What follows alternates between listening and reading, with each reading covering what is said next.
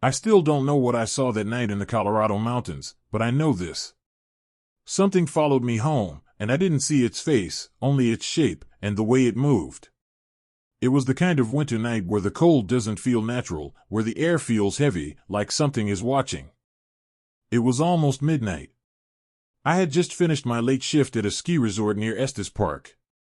The snowfall had picked up fast, thick flakes hitting the windshield like static. The mountains were completely silent. No cars ahead. None behind. Just stretches of dark forest and miles of empty road. My car heater barely worked, and the windows kept fogging up from the inside.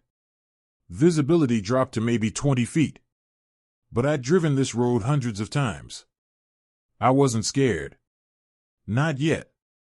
Halfway home, I saw something, just for a second, standing near the guardrail. A tall figure. Thin. Still.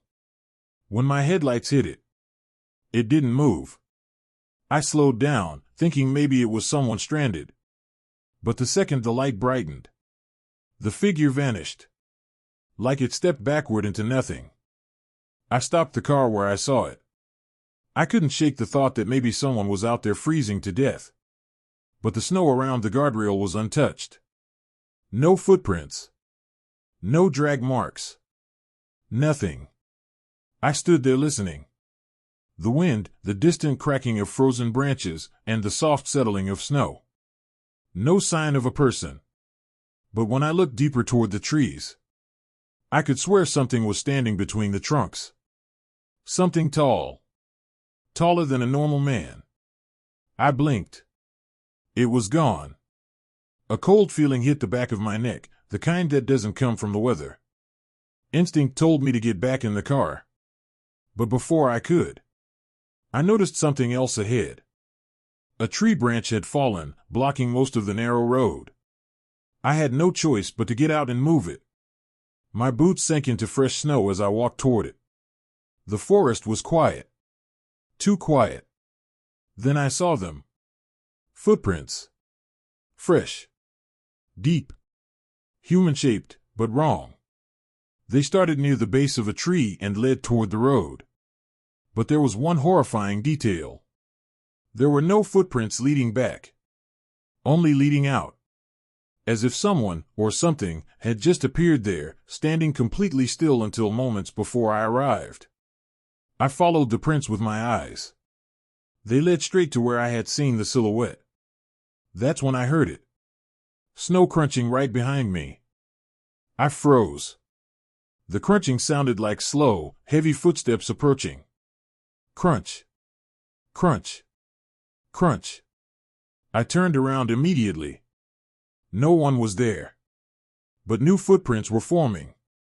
Right in front of me. One by one. Pressed deep into the snow by something invisible. My breath caught. Something was standing inches from me. Breathing. I felt it. Warm, slow breaths against the side of my neck, even though the air temperature was below freezing. I didn't look. I just ran. I jumped into the car, hands shaking so badly I could barely turn the key. As the engine stuttered on, something scraped across the trunk. A long, slow drag. Like fingers. I floored the gas. Snow flew up behind me. The road twisted, but I didn't slow down. My rearview mirror fogged over again. I wiped it with my thumb. And froze. In the reflection, I saw movement in the back seat. A shape. Thin. Hunched. Sitting behind me. I didn't dare turn around. The mirror fogged again, and this time a handprint appeared on the glass. Long fingers, almost skeletal. The temperature in the car dropped instantly. My breath turned white. For the next mile, the shape stayed still. Then, as I approached the outskirts of town, the shape leaned forward. I shut my eyes and pressed the accelerator as far as it would go. I pulled into a gas station still shaking. A state patrol officer happened to be there, filling out paperwork in his car. He walked over immediately. "Son, you look like hell. What happened?" I told him everything. The figure, the footprints, the handprint in my mirror. He didn't laugh. He didn't say I was imagining it. He just nodded slowly and said, "You're not the first. Every winter, people report something walking those roads. Tall. Thin. Follows travelers. Most folks don't see its face, only its shadow." I asked what it wanted. He looked at the snow falling behind my car. Then he said quietly, "It follows the ones who look back." My stomach dropped. Because I had turned around. Twice. To this day, I still find faint, long fingerprints in the frost on my back window every winter night. It hasn't stopped following me. It just hasn't shown its face. Yet. People say Alaska is beautiful in winter. But that beauty hides things that don't belong to this world. I learned that when something started circling our cabin at night. Something barefoot, in sub-zero temperatures, leaving tracks that didn't make sense. It was late January when my two friends and I decided to spend a weekend in a small rental cabin near Talkeetna, Alaska. The owner warned us. "Storm's coming. You'll be cut off for at least a day. Bring enough food and stay indoors after dark." We laughed it off. We had snowmobiles, generator power, and a stocked fireplace. The cabin sat in the middle of tall pine trees, the nearest neighbor 5 miles away. The temperature that night dropped to minus 25 degrees Fahrenheit. The kind of cold that makes the air sting your lungs. Inside, we played cards, drank hot chocolate, and joked about ghost stories. None of us knew we were about to live one. Around midnight, the wind calmed. Snow fell softly, and the silence was so deep it felt unnatural. I opened the front door just to check the snowfall level. That's when I saw them. Footprints. Bare footprints. Human-shaped, but stretched. The toes were long, almost claw-like.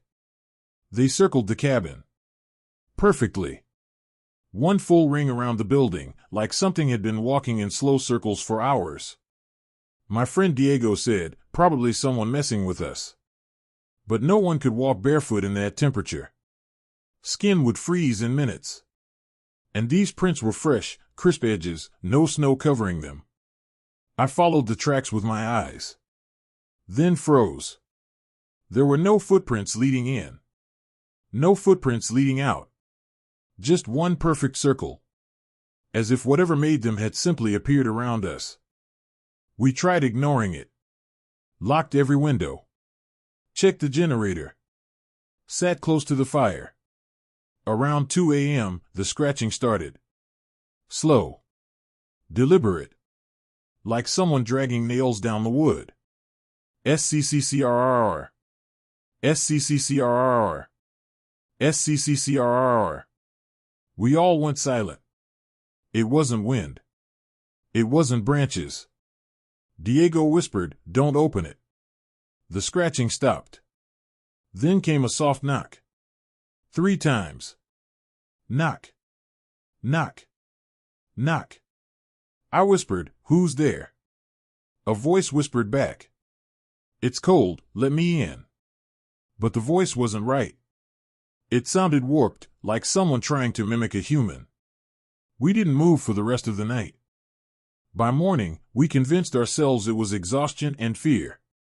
Until we checked the windows. On the back window, where frost had formed, there was a face print.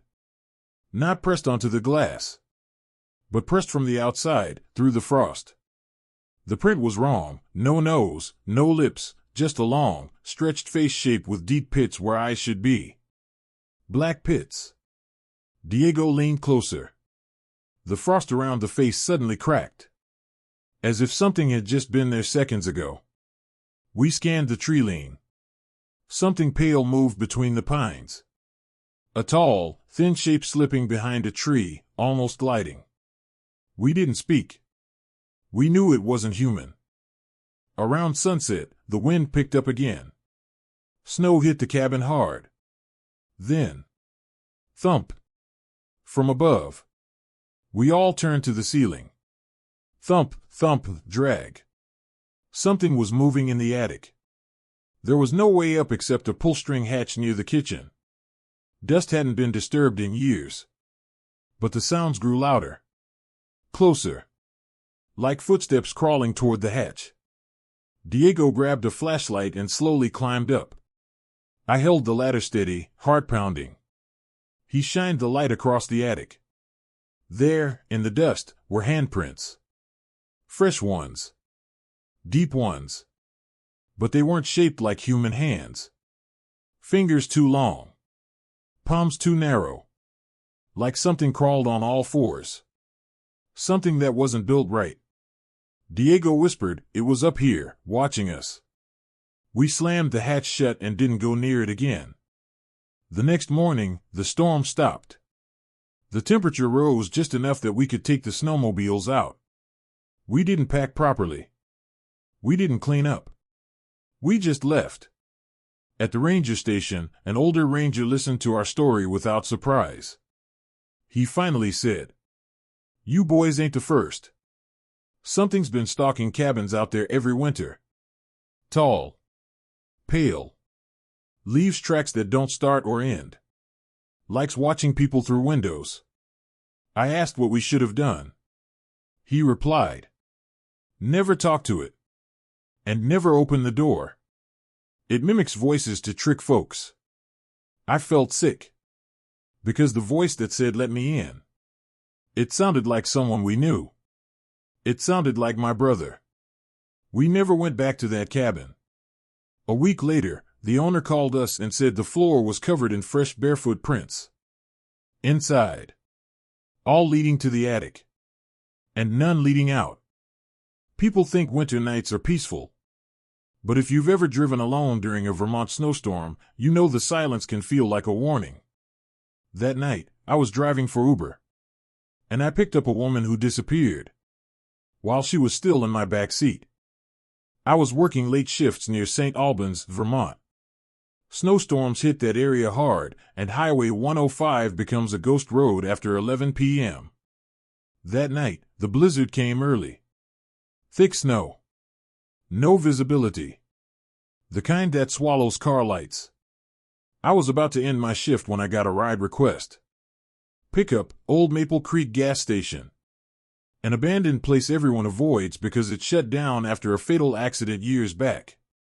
But the roads were empty, and I hoped this would be my last ride. I drove slowly through the snow, wipers barely keeping up. For miles, I didn't see a single car. The world felt dead.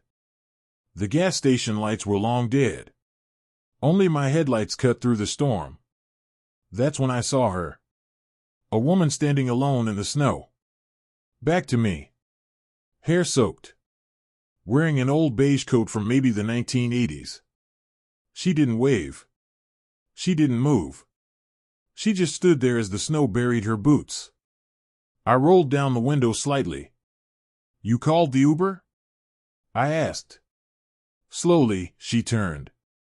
Her face was pale, unnaturally pale, like she had been in the cold for hours.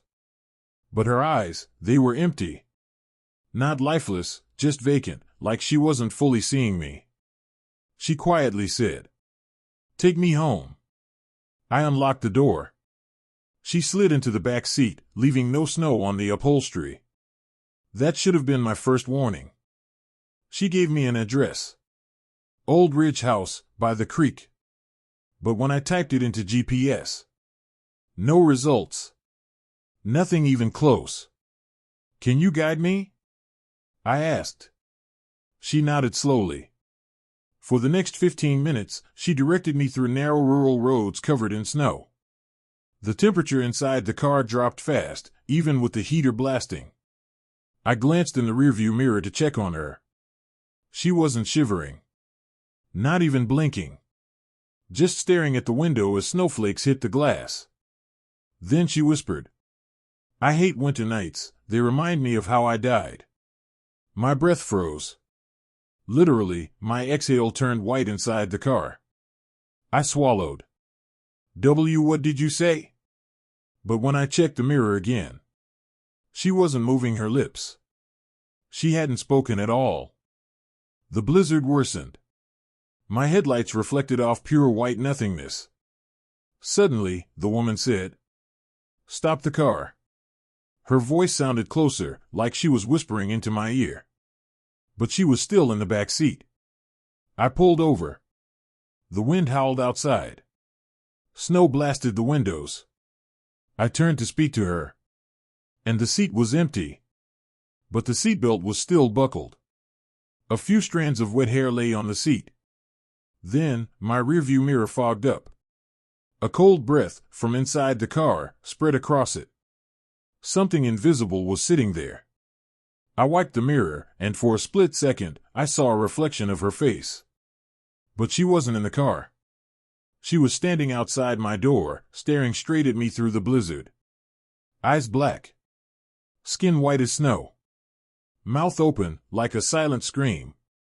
Then, she disappeared in a flash of snow. I should have driven away.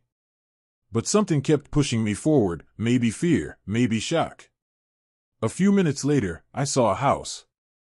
Old, broken porch, windows cracked from years of storms. No lights inside. I parked and knocked on the door. An old man answered. The moment he saw my face, he sighed like he already knew. "You saw her, didn't you?" I nodded. He looked tired. Sad. "She tries to come home every winter night. That gas station, that's where the truck hit her. She didn't make it halfway home." I stepped back. My skin crawled. The man continued. "Every year, someone picks her up. She never remembers she's gone. She just wants to get home before the storm." I whispered, "Why me?" He said, "Because you stopped. Most people don't." Before I left, he handed me something. A small, old photograph. It was her. The same woman from my back seat.